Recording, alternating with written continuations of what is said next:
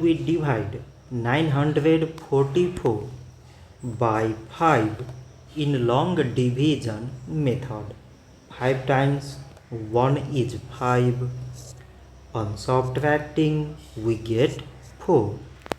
So now we put down this 4 and it is 44. 5 times 8 is 40. On subtracting we get 4. So again we put down this 4 and it is 44. So 5 times 8 is 40.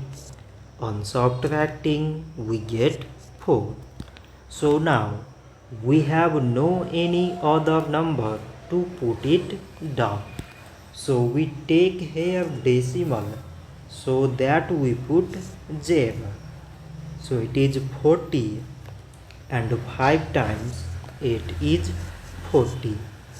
On subtracting we get 0.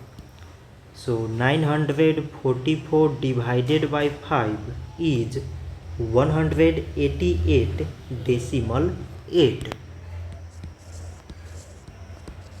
So this much for today and thanks for watching.